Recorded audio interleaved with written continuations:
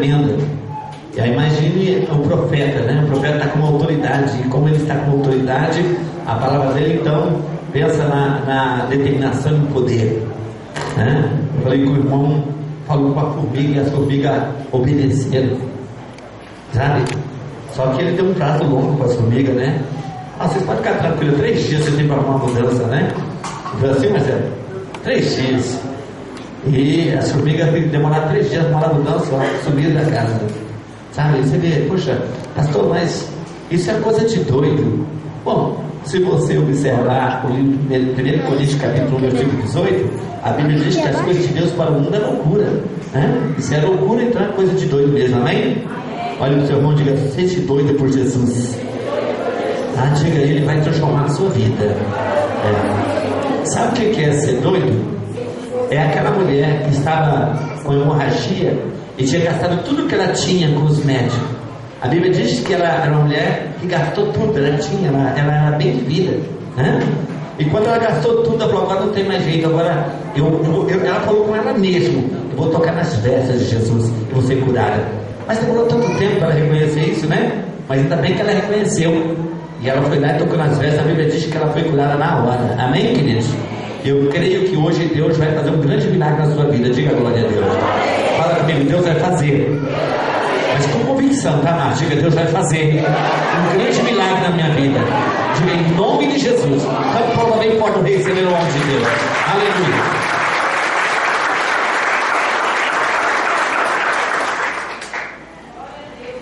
Louvado seja o nome do Senhor nesta noite. Eu cumprimento o povo de Deus com a paz do Senhor. Louvo a Deus pela vida de cada um dos irmãos que durante esses 3 dias de campanhas nos assistem e ouvem a palavra de Deus. Há uma grande diferença entre ouvir e escutar, né? Escutar, você escuta barulhos, você escuta muitas coisas durante o dia, só que não surte efeito na sua vida. Mas quando você está na casa de Deus, você ouve e guarda e praticando, pois fazendo assim você obtém resultados extraordinários com excelência da parte de Deus. Olha para o seu irmão da direita, olha para o seu irmão da esquerda e diga para ele assim: meu irmão, Jesus está vivo. Falei com ele hoje. Diga para ele nessa noite: meu irmão, você veio para um culto? Ou será que você veio para uma missa? Eu expliquei ontem, né, a respeito do verdadeiro culto, né, que Deus responde e que Deus aceita. É o culto com sacrifício. Se não for o culto com sacrifício, tá, você não vai passar, entendeu, de um religioso. E o religioso, ele está na missa todos os dias e ele não consegue de maneira alguma obter vitória e sucesso para a sua vida, para a sua família e para os seus negócios. Quando nós estamos no culto, nós participamos do culto. E quando participamos do culto, nós oferecemos o que de melhor nós temos para Deus. Eu quero que nesta noite você esqueça tudo o que vem tentando afligir a sua alma, angustiar o seu espírito. Eu quero que você esqueça aquela conta de amanhã que você terá que pagar. Eu quero que você esqueça nessa noite tudo aquilo que o inimigo tentou contra a sua vida. Quero que você fique bem atento nesta noite para aquilo que Deus falará ao seu coração, tá? Eu não tenho dúvida da sua vitória. Se ninguém está crendo na sua vitória, eis-me aqui, eu creio na sua vitória, tá? Eu estou convicto, extremamente convicto da sua bênção e da sua vitória. Talvez alguém está olhando e dizendo: será? Fica tranquilo que nessa noite Deus vai pegar o demônio do será e Deus vai colocar ele para bem longe da sua vida, vai mandar para bem longe da sua família, para bem longe dos seus negócios, porque acontecerá, tá? Bendito seja o nome do Senhor. Amados, Deus ele me deu uma revelação a respeito do terceiro passo que nós, como servos e servas de Deus, devemos ter, tá? Para alcançarmos resultados extraordinários e excelentes para a nossa vida. O primeiro passo é usar uma fé sobrenatural, né? É aquela fé que anda na contramão da lógica humana. Ontem nós aprendemos o segundo passo, tá? Conhecemos aqui a lei do verdadeiro sacrifício, que nos traz grandes resultados. E nessa noite, no decorrer da mensagem que eu estarei ministrando, com muita graça que o Senhor tem me dado e muita inspiração, eu vou revelar para você esse terceiro passo, e com certeza, se você segui-lo em ato de obediência a Deus, já cansado de ser um fracassado, já cansado de ser um perdedor, eu acredito completamente na sua vitória. Abram a palavra de Deus no Evangelho de Jesus Cristo segundo escreveu Lucas, o médico Lucas. O escrito de Lucas foi para os gregos, e de uma forma muito especial, visualizando todos os acontecimentos de Jerusalém. Lucas, como ninguém, ele ia absolvendo testemunhos, ele escrevera este livro para que os gregos da sua época pudessem ser alcançados através do Evangelho de Jesus Cristo. O Evangelho não é de Lucas, tá? O Evangelho é do Senhor Jesus Cristo. Capítulo 3, todos encontraram? Nós vamos fazer aqui uma leitura bem extensa, e em seguida estaremos aqui falando algumas coisas a respeito do que Deus colocara na nossa vida. Amém, irmãos? Diz assim a palavra de Deus: no 15º ano do reinado de Tibério César, sendo Pôncio Pilatos governador da Judéia, Herodes, tetrarca da Galileia, e seu irmão Filipe, tetrarca da região da Itureia e Traconites, e Lissânias, tetrarca de Abilene. Sendo sumos sacerdotes na época Anás e Caifás, então veio a palavra de Deus a João, filho de Zacarias, no deserto.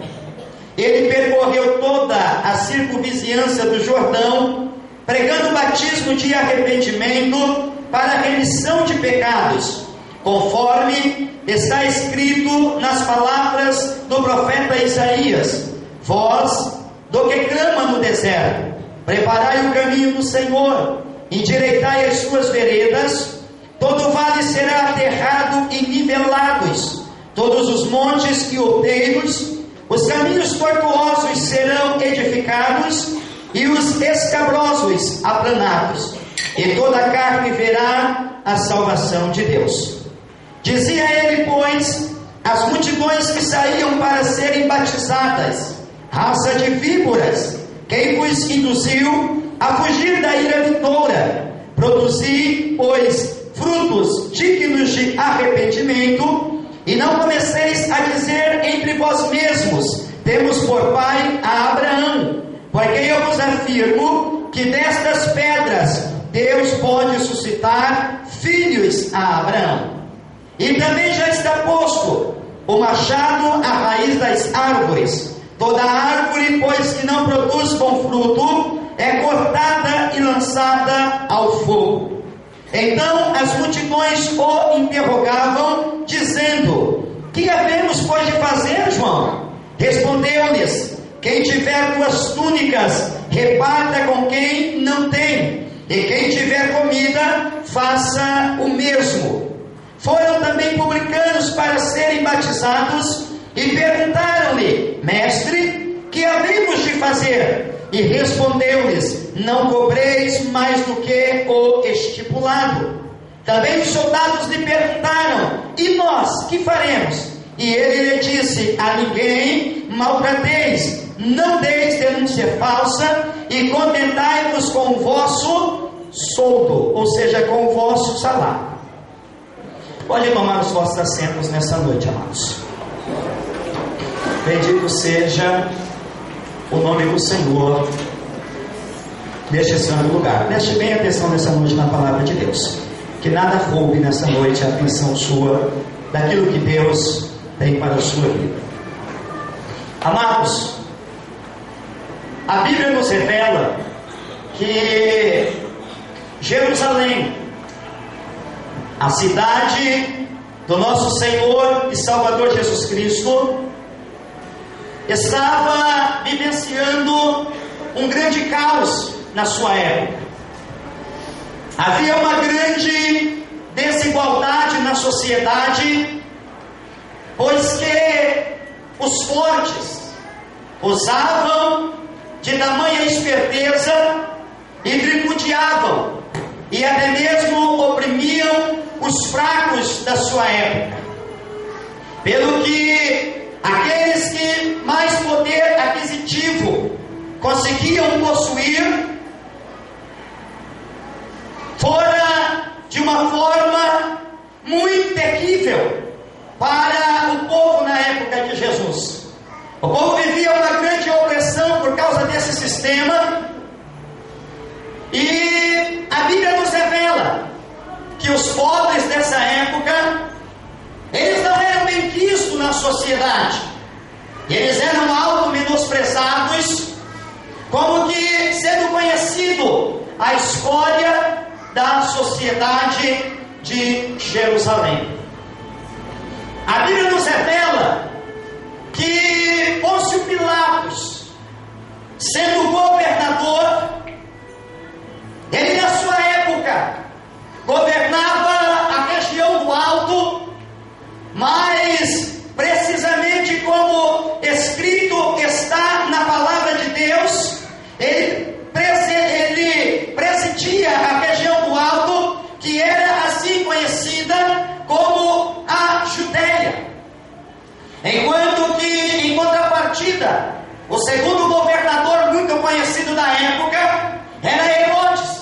E Herodes, ele governava a Galileia, que ficava na região do lado de baixo, ou seja, enquanto Pôncio Pilatos governava e presidia sobre a região sul, Herodes, ele presidia e governava diante da região norte.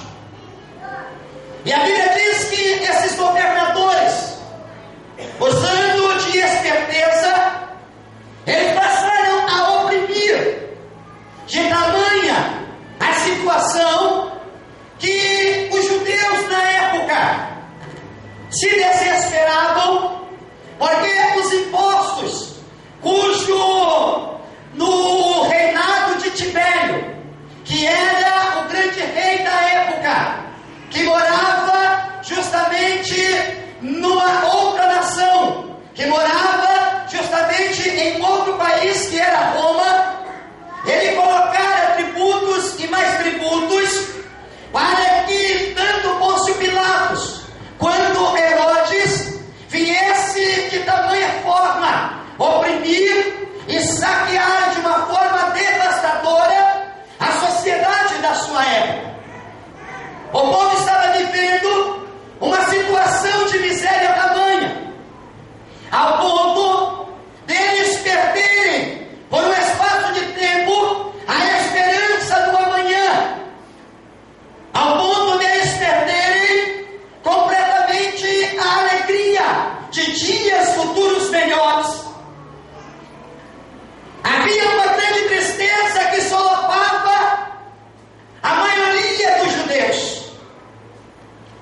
E a Bíblia nos revela que é justamente nesse período, é justamente nessa época, que havia um grupo de homens que se intitulavam profetas, só que eram os profetas que não habitavam e que não coabitava com o sistema que era a governadoria de Pôncio Pilatos e Herodes. E o grupo desses homens que se intitulavam profetas eram os essênios.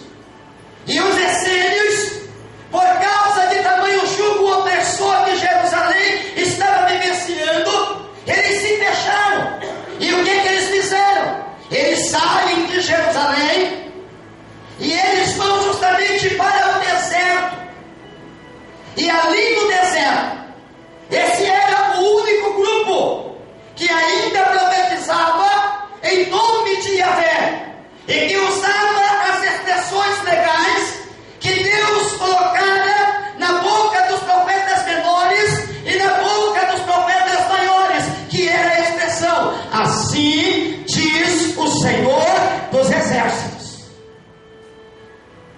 E eles moravam justamente no deserto. A Bíblia diz que quando Cristo ele nasce, o inimigo coloca uma grande fúria satânica e diabólica no coração de Herodes. Como Herodes comandava a região da Galileia,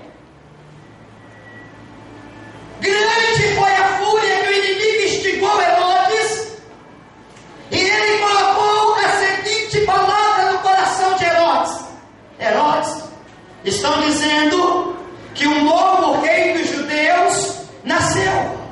E Herodes, você precisa ser fiel, porque você fizer a clemência a Tibério César, o imperador de Roma. E estão ali dizendo, há uma cogitação entre o povo, que justamente perante o período do seu reinado nascerá um novo rei dos judeus. Herodes chama os soldados e dá a seguinte ordenança a eles: pede para eles entrarem nas casas, e aonde eles ouvirem choro e até mesmo gritos de crianças, pedir para eles entrarem de porta dentro e verificar se de fato é homem a criança, é menino macho, ou se porventura é menina. Se for menino macho, que vocês decapitam, que vocês passem a espada. Se porventura estiver numa faixa etária de idade de 2 anos abaixo, se porventura não der para passar a espada em todos, vocês pegam essas crianças, arranquem do colo das mães e lancem no rio Jordão. Essa era a fúria do inimigo. E Herodes assim então cedeu. E justamente isso acontece nesse período. Só que o anjo do Senhor, quando nasce o Cristo, quando nasce o Salvador do mundo, quando nasce o Rei dos Judeus, ele avisa José, ele avisa Maria, e ele pede para que mais que depressa eles saíssem de Jerusalém e fossem para o Egito. Jesus se livrou da matança. Só que justamente nesse período, enquanto Jesus Cristo fora gerada por Maria, João Batista era uma criança de apenas 6 meses de idade, 6 meses de nascido. E aí, então, Zacarias e Isabel, seus pais, vão da mesma forma, diante de tamanha fúria de Herodes, pegar João Batista. E eles vão ir justamente ao contrário. Ao invés de ir para o Egito, eles vão para o deserto. Eu disse qual lugar? Deserto. E ali no deserto, segundo o historiador, estão justamente o grupo dos profetas, que eram os essênios, aqueles que usavam a expressão forte e profetizavam em nome de Yahvé, dizendo: assim diz o Senhor dos Exércitos. Só que a situação do deserto era uma situação deplorável. A situação em que habitava e coabitava os essênios do deserto era uma situação de tamanha lástima, porque grande era a miséria deles, pois eles se excluíram da sociedade e se fecharam justamente lá no deserto. E ali João Batista é criado. Entre os essênios, os profetas. Os essênios, eles usavam uma roupa diferente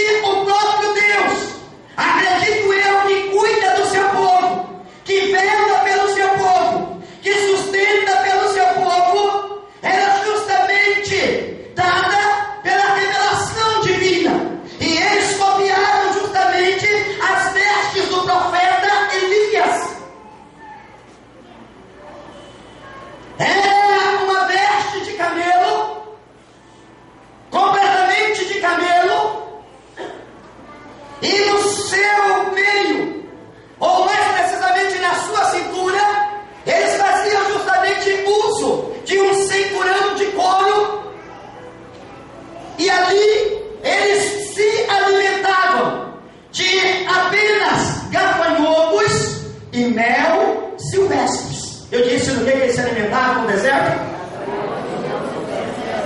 Gafanhotos e mel silvestres.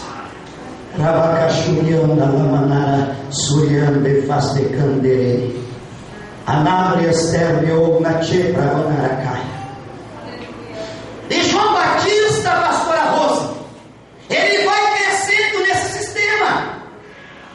João Batista, ainda garoto, é confeccionado a sua roupa e é colocado no corpo do garoto justamente a mesma veste que os essênios usavam no deserto, que era vestes de camelo e um cinturão na sua cintura.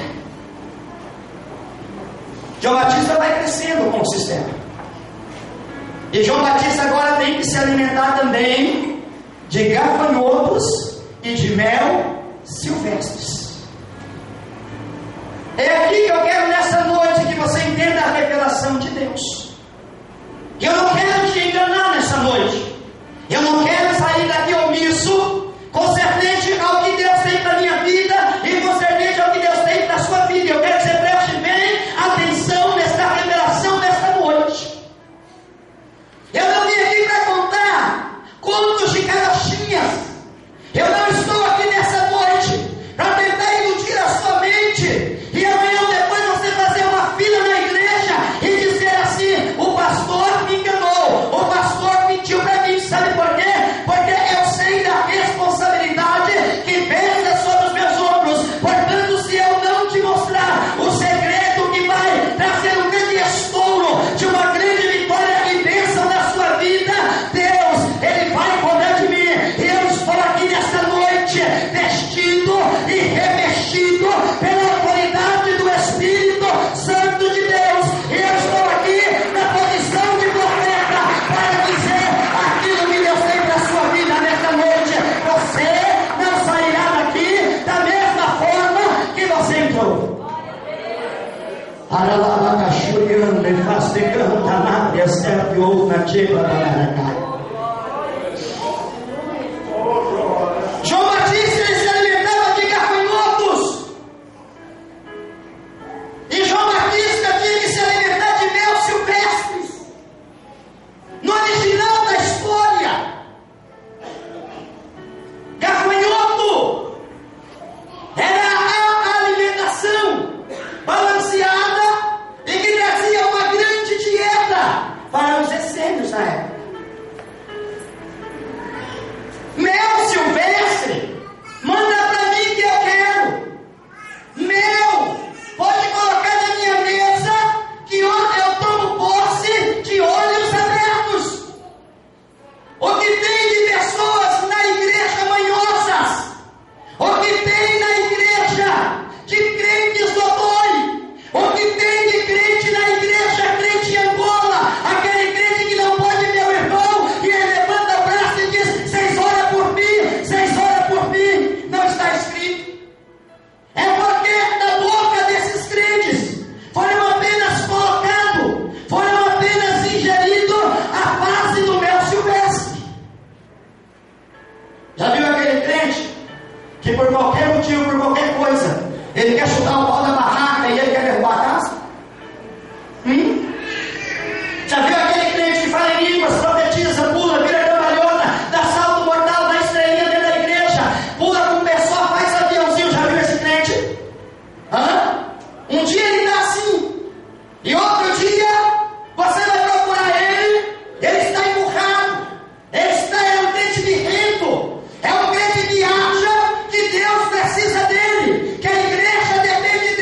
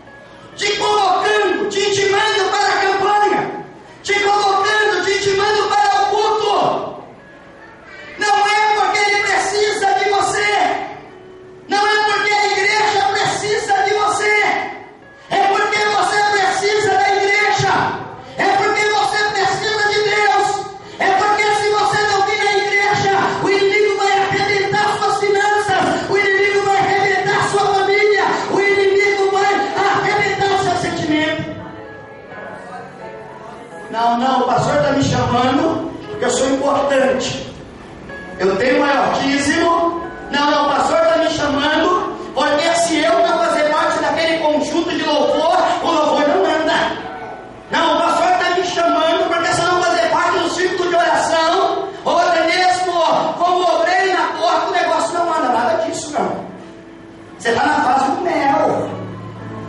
Você está apenas na fase do mel. Você não conhece os dois estágios da vida cristã. É bom o mel. Manda para mim que eu quero. E abre a boca. E ó, faço aquela cara de manhoso. Ó, e ó, me delicio. E tenho prazeres com a fase do mel. Mas existe uma fase que João Batista ele experimentou primeiro, que foi justamente a fase do gafanhoto. Alguém já viu um gafanhoto? Alguém já pegou um gafanhoto na mão? Já viu aqueles olhinhos do gafanhoto? Esbugalado? Já viu as asinhas dele? Já viu as perninhas do gafanhoto? Já colocou perto da sua narina? Já deu um cheiro no gafanhoto para você ver?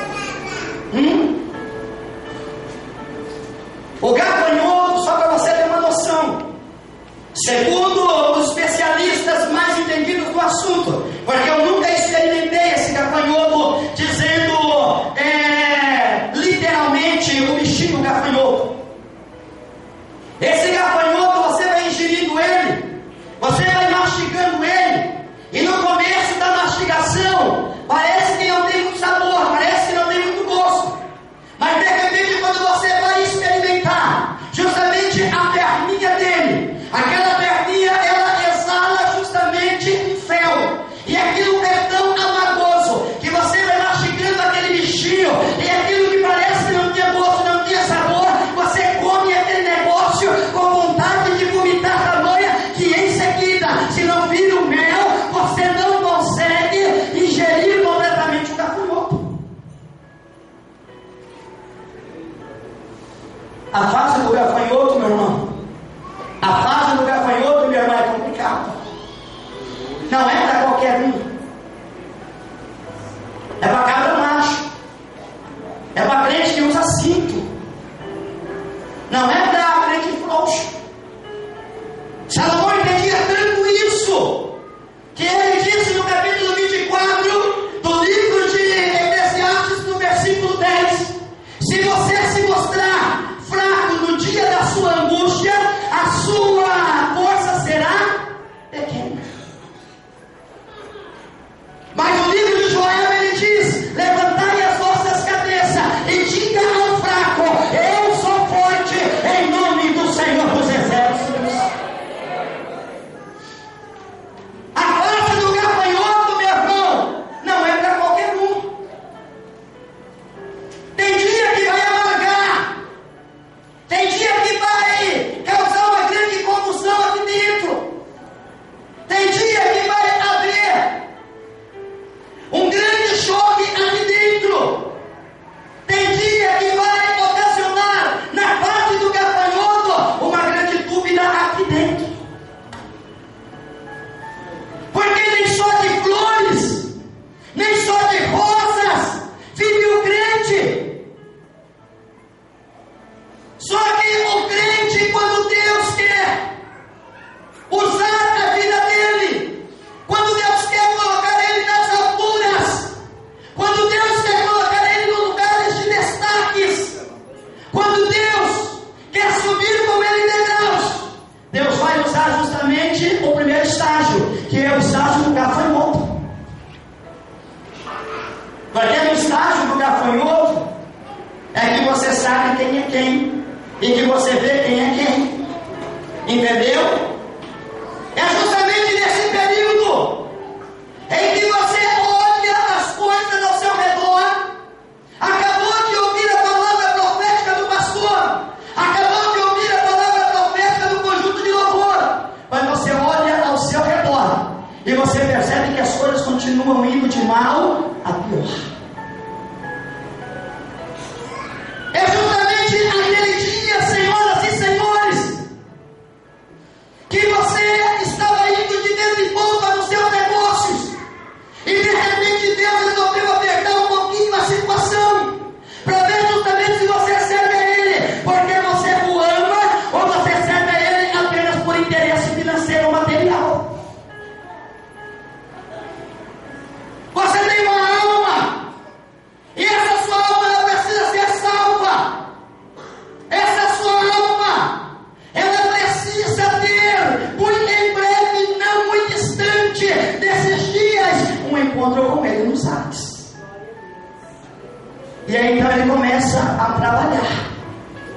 E ele começa a mexer com você.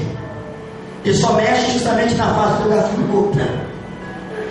É aquele dia que você procura um profeta e ele não tem uma palavra profética para você, a fase do gafanhoto. É aquele dia que você vem na igreja, põe aquela roupa colorida para ver se chama a atenção do profeta ou da profetisa, e de repente ele profetiza para A, B, C, Y, e para você nada. E aí? Por causa disso você vai se esmurecer? Por causa disso você vai entregar os pontos? Por causa disso você vai desistir da sua bênção e da sua vitória?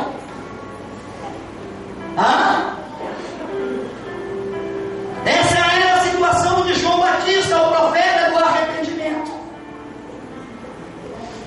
Só que foi ali justamente no deserto, na face do gafanhoto e do mel silvestre, que Deus vai traçar um caráter e uma personalidade para alavancar de uma vez por toda, para mudar a história da sociedade deplorável, caótica e miserável de Jerusalém. A Bíblia nos revela que Herodes estava no seu palácio, e Herodes estava indo ao evento de Copa, muito bem, obrigado. Só que Herodes, ele caiu em um laço tão terrível, satânico e diabólico, que ele possuiu Herodias, a mulher do seu irmão por nome Felipe, e se deitou com ela, se casou com ela. E o irmão Felipe, de Herodes o tetrarca, ele guardava um grande ódio, ele guardava um grande desprezo e menosprezo pelo seu irmão Herodes, por causa de tamanho feito que ele havia cometido com ele na traição. Aí Deus chama o profeta e diz assim: João Batista, você foi bem treinado, você foi bem preparado, você está bem equiparado para uma grande e árdua tarefa. Ser profeta todo mundo quer, mas passar pelas privações de profeta ninguém. Pagar o preço que o profeta paga ninguém quer pagar. E a Bíblia nos revela que Deus arranca João Batista do deserto, e João Batista agora, com 30 anos de idade, que era a idade legal para se profetizar no Senado da nação de Israel, Deus pega João Batista e pede para que ele viesse confrontar com o pecado de Herodes, o grande governador da Galileia. E segundo o historiador, Herodes, ele atendia o povo na quarta-feira. Eu disse qual dia? No palácio. No seu palácio. Alguém pegava a cadeira e colocava justamente no meio do palácio. E todos os povos da Galileia e circunvizinhança próxima da Galileia, região baixa, região norte, iam ter com Herodes justamente na quarta-feira. E Herodes ali sentado, tranquilão. As pessoas traziam os negócios, aquele que ia comprar, aquele que ia vender, aquele que ia casar, aquele que ia divorciar, aquele que ia fazer um investimento. Pegava todos os negócios, papéis e apresentava-se diante de Herodes, e quem dava o aval, o veredito final, era justamente o governador Herodes. Você tem que casar tal dia, ele assinava a pessoa casada. Você tem que largar tal dia, ele assinava a pessoa largada. O negócio que você vai fazer é bom, pode comprar, a pessoa comprava. O negócio que você vai fazer é uma grande rascada, cai fora, não entra nesse negócio. A pessoa obedecia. E havia uma grande multidão, todas as quarta-feiras, que iam ter com o governador Herodes. João Batista sai do deserto, cabeludo, por causa da situação precária do deserto, unhas compridas, barbudo, a pele definhada por causa do calor escaldante, 50 graus no deserto. Um jovem com 30 anos de idade, quem olhava dava para ele 60 anos. Um homem experimentado no trabalho,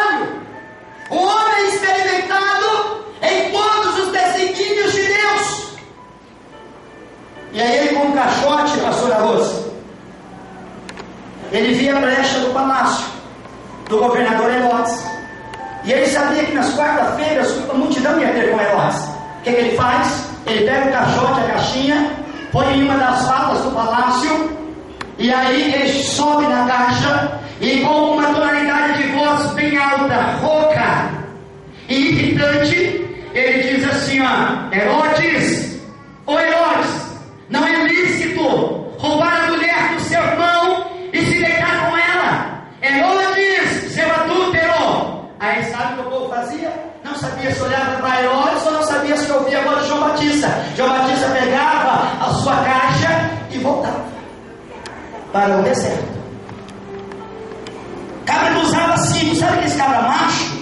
Sabe aquele cabra que, como o pastor usou lá de atenção em Campo Grande, violento, mas não na fé, mas violento na autoridade? Era justamente João Batista.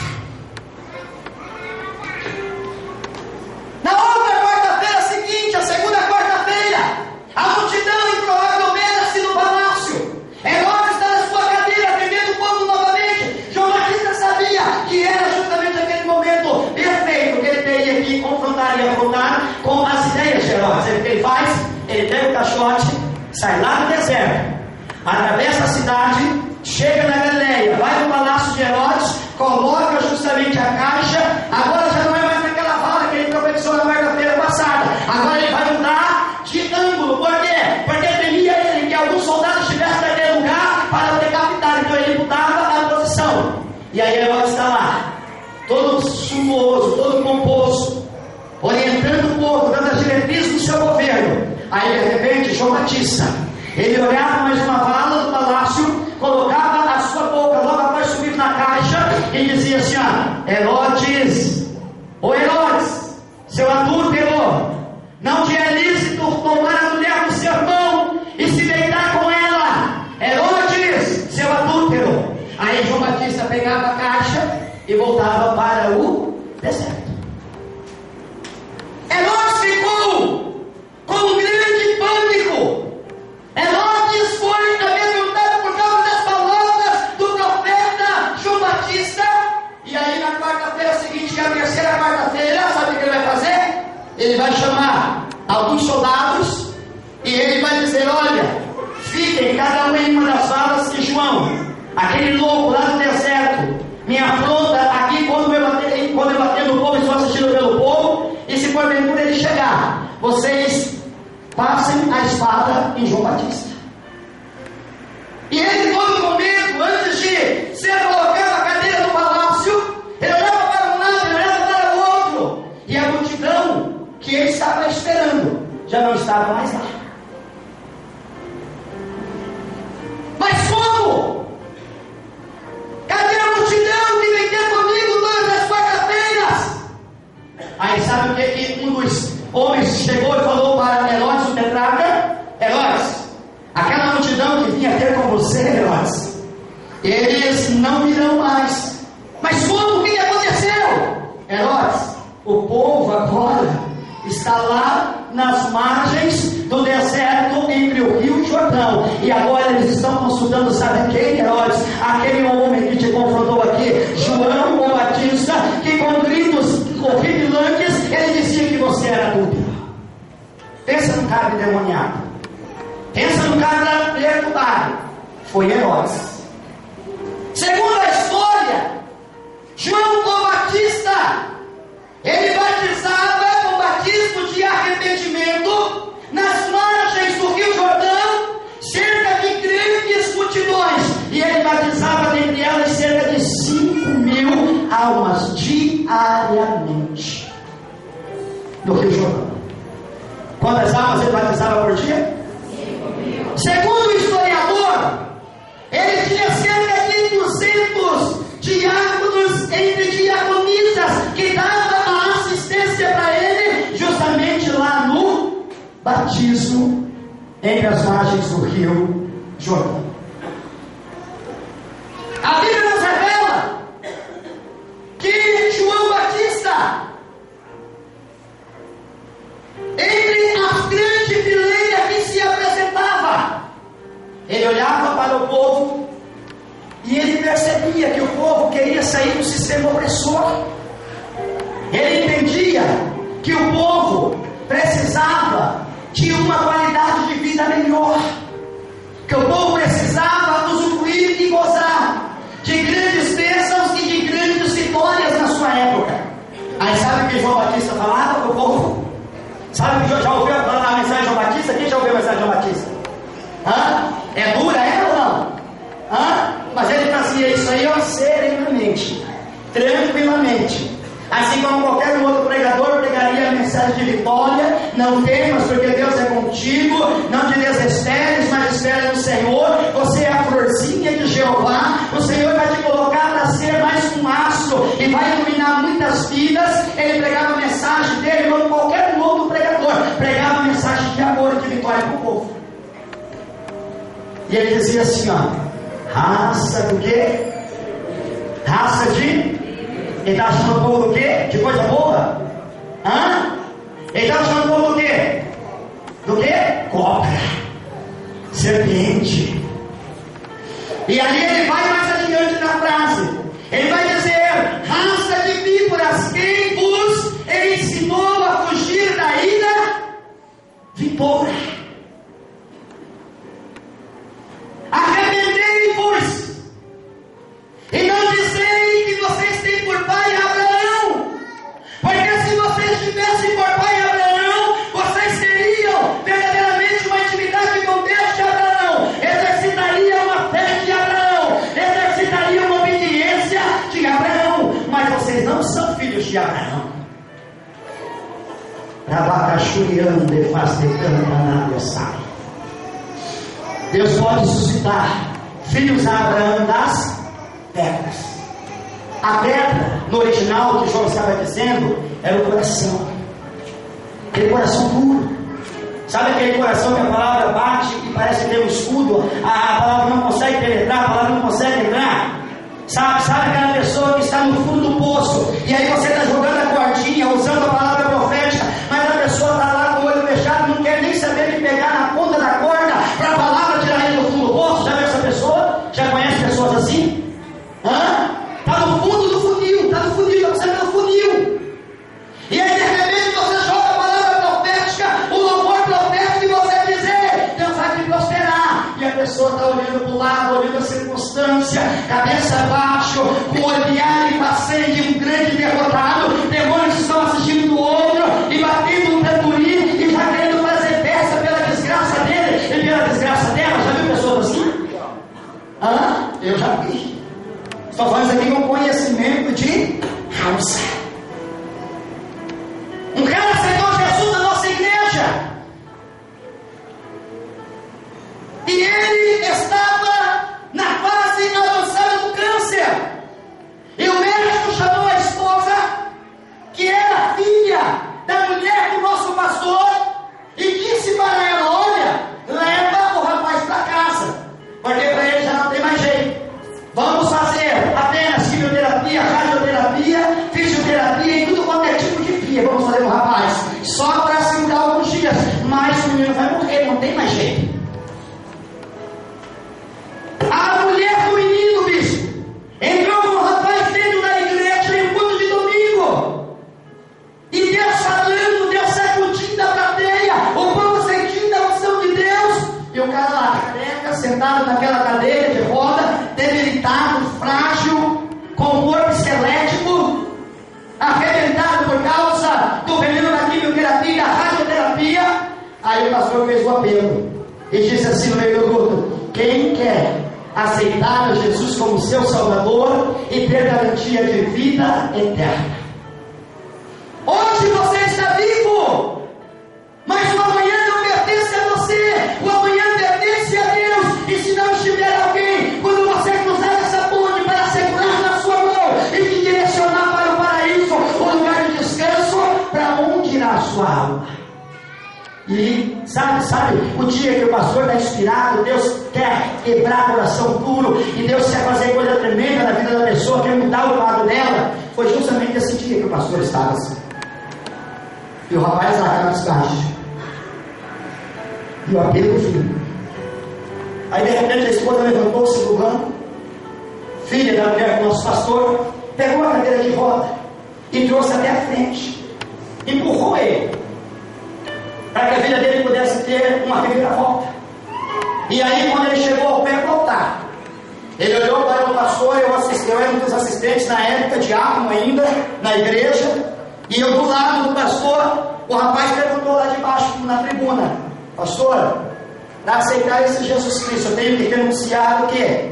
Aí o pastor falou assim: você tem que renunciar à bebida se você é um alcoólatra, você tem que parar de fumar se você é um viciado em nicotina. Aí quando ele disse assim: pastor, para aceitar esse Jesus eu tenho que parar de fumar, o pastor disse: sim, você tem que parar de fumar, porque você é escravo do vício. E todo escravo do vício, o vício é o seu senhor. E sendo o vício o seu senhor, Deus não pode interferir. Por quê? Porque Deus de maneira alguma pode morar e coabitar em uma casa extremamente dividida.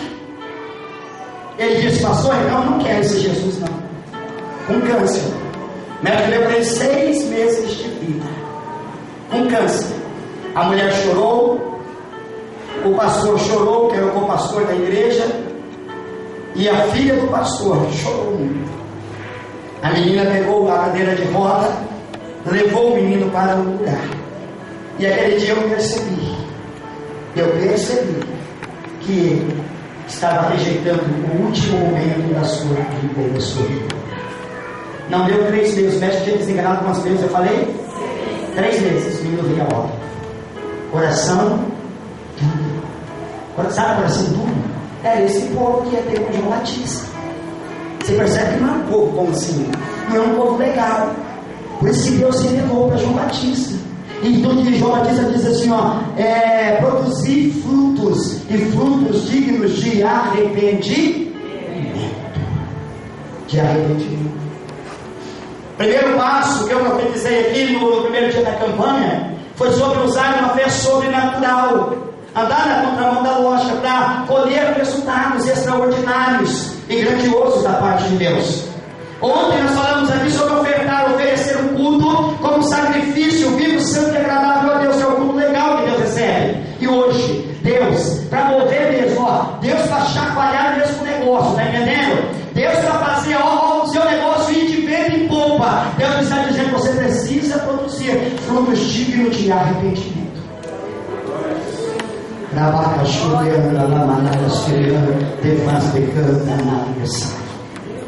A Bíblia diz que o povo ia ter com ele e dizia assim: João, o que eu preciso fazer para ser abençoado, para ser alcançado e a minha vida ter uma melhora? Aí João olhava para o orgulho no coração e João dizia assim: ah, miserável, você tem 2 túnicas, então você vai fazer assim, você vai pegar uma túnica e vai dar para quem está nu, para quem não tem outra túnica. João, o que é que eu tenho que fazer para ser salvo? Ei, você está esbanjando comida, está jogando para fora da panela. Sabe o que você vai fazer? Você vai fazer um rachão. Você vai comer a sua comida, mas você vai repartir também essa comida com quem não tem comida. Aí vem os soldados do Império Romano, que prestavam serviço na Galileia a mando do governador Herodes. E eles percebem que João Batista está com a palavra profética de mudança, de um quadro de melhora. Aí eles pegam a espada, creio que lançam por terra, e vão chegar diante de João Batista e vão dizer a mesma coisa: João Batista, o que é que eu tenho que fazer para ser salvo e ter uma garantia de uma vida bem sucedida? Ele diz assim: a ninguém vocês devem cobrar mais do que o estipulado. Vocês estão oprimindo a nação, vocês estão cobrando impostos violentos, vocês têm que se contentar com o que vocês ganham, vocês estão roubando o povo. Aí o cara dizia mesmo: João Batista, então eu vou parar de fazer isso aí. Aí João Batista pegava o soldado no colo, aquela raça de víbora, e sabe o que ele fazia? Tipo dentro da água. Quando ele tipo dentro da água, subia para cima o cara já saía com uma grande leveza no seu corpo. Por quê? Porque o peso que oprimia e que deprimia a sua vida caía por terra. Por quê? Porque foi pregada uma palavra de arrependimento.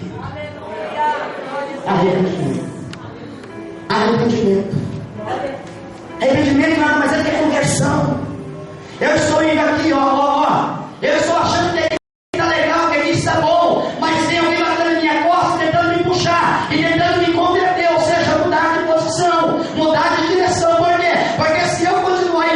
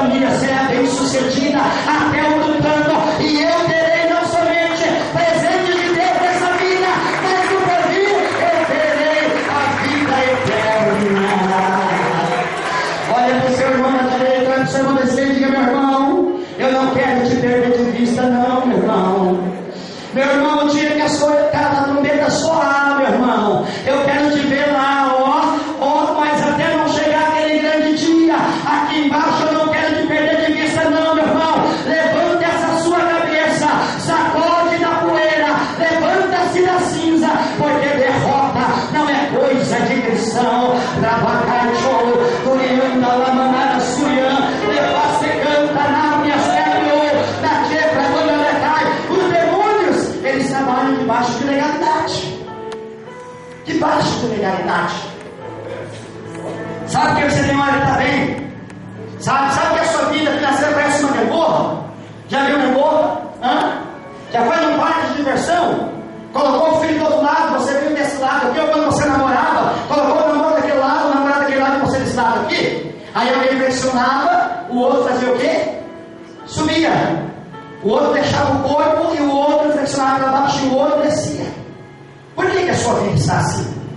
Será que você já parou para se perguntar: Senhor, porque tem dia que eu estou bem, tem dia que eu estou mal. Senhor, porque tem dia que eu estou alegre, de repente tem dia que eu estou triste. Senhor, porque tem dia que a minha conta bancária está gorda, mas tem dia que a minha conta bancária está magra. Senhor, porque tem dia que a minha família existe uma grande união, e aí de repente, Senhor, existem dias que vem uma grande desarmonia e um grande desarranjo dentro da minha casa. Já parou para se perguntar o porquê disso, o porquê daquilo outro? Deus está te chamando nessa noite para um batismo de arrependimento. Deus quer batizar você com um batismo de arrependimento. Trabalhar Shurianda, Alana Suriande, Plasticanderei, Anabria Serviou, Nache, Pravandarakai. Deus está falando nessa noite com você dessa forma, porque Ele te ama. Deus está falando com você dessa forma, porque Ele quer colocar de pé tudo que está caído. Deus está falando com você dessa forma, porque Ele não quer te perder de rumo e de direção. Ele quer melhorar a sua vida, Ele quer melhorar a sua história. Se é verdade que você crê que você precisa ter um batismo de arrependimento, se coloque sobre a mesa do seu servo essa noite. Aleluia. Aleluia. Oh, glória, glória, glória. Bendito seja o Deus de Abraão. Bendito seja o Deus de Jacó. E bendito seja o Deus de Israel. Pega na mão do seu irmão nessa noite.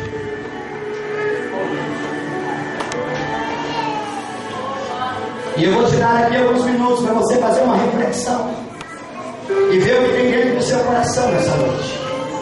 É o orgulho, é extremamente vaidade, é pecados ocultos, é mágoa, é ressentimento, é ira, é rancor. O que é que está bloqueando e impedindo de você ser próspero nessa vida? Você sabe, Deus sabe. Você fala isso, pregador, porque você não sabe o que Ele fez comigo. Você fala isso, pregador, porque você não sabe o que ela fez comigo. Pensa numa pessoa que me desaforou e pisou em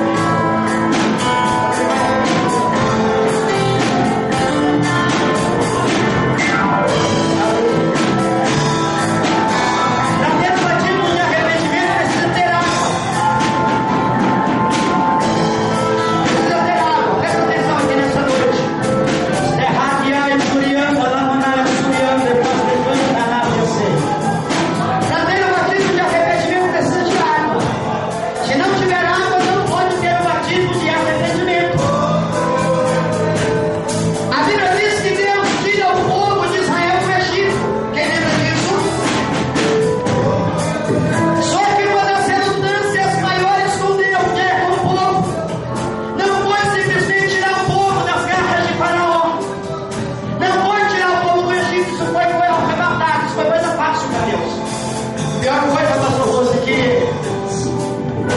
Deus sentiu, foi tirar o Egito do coração do povo.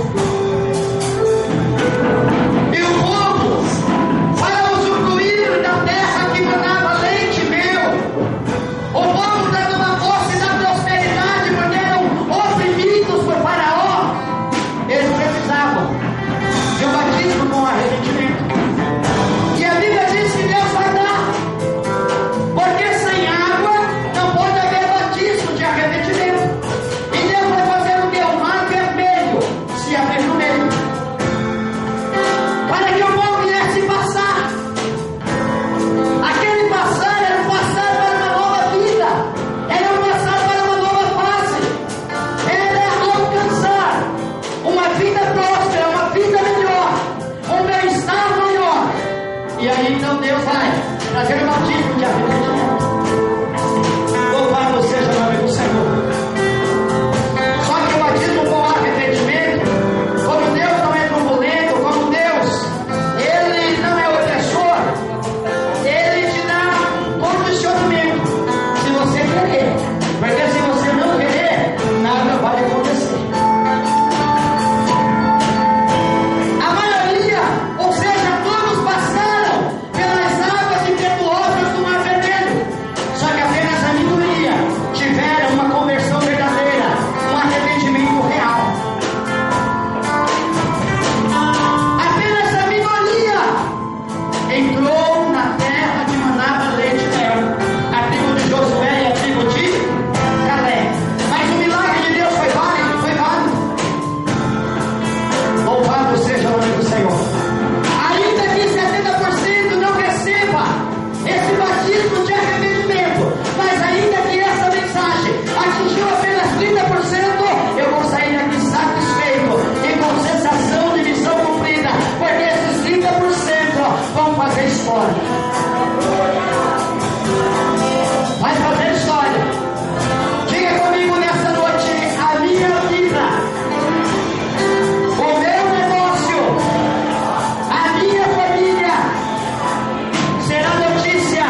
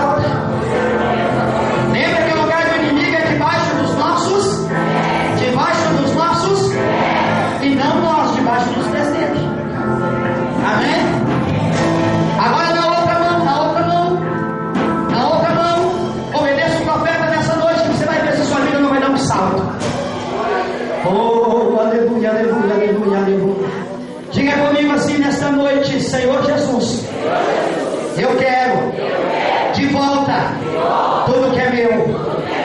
Senhor Jesus, tudo que o Senhor conquistou na cruz do Calvário é herança minha, é direito meu. Senhor Jesus, quando eu pegar tudo que está na minha outra mão e jogar por terra e pisar em cima, eu quero que o Senhor faça o meu milagre virar notícia, a minha igreja virar notícia, o meu ministério virar notícia, a minha empresa virar notícia, a minha família virar notícia. Senhor Jesus, eu vou contar, obedecendo a voz profética, e eu quero. Diga comigo agora assim, ó: 1, 2, 3. Joga agora, faz assim, ó, miséria para baixo, dá um pulo, pisa.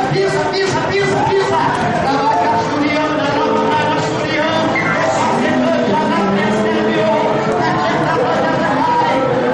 meu irmão. Desce terra.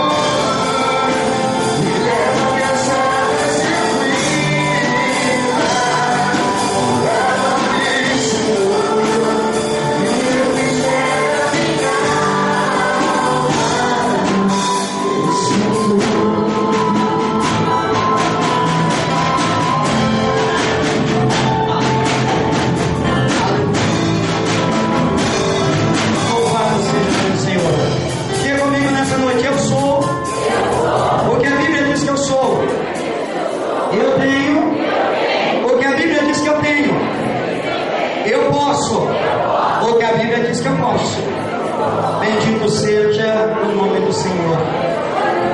Você vive uma vida de ser, de ter e de poder.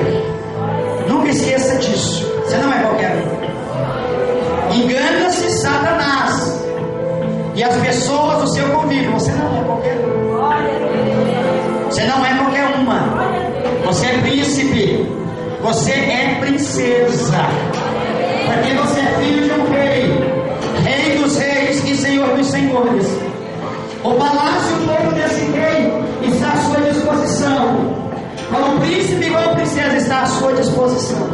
Você não é servo desse palácio. Você não é palhaço desse palácio. Você é príncipe, você é princesa. Exerça autoridade como um príncipe verdadeiro e como uma princesa verdadeira. E você vai ver o negócio acontecer. Amém? Só quem não veio sexta nem sábado, veio apenas hoje. Levanta a mão assim para cima. Eu quero te convidar até aqui à frente nessa noite, em nome de Jesus. Oh, aleluia. Bendito seja o nome do Senhor.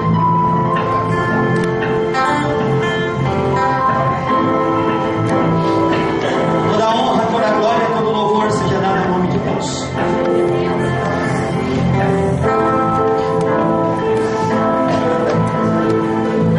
Bendito seja o nome do Senhor. imensurável de Deus. Existem algumas causas que nós não conseguimos solucionar, que nós não conseguimos resolver. Somente quem consegue tem poder de precisão maior é o nosso Deus. Sabia disso? Existem algumas causas da sua vida, meu filho, que é só Deus. Você já tentou e não conseguiu. Esse bloqueio no seu sentimento é só Deus que pode curar. Só Deus que pode restaurar. Tem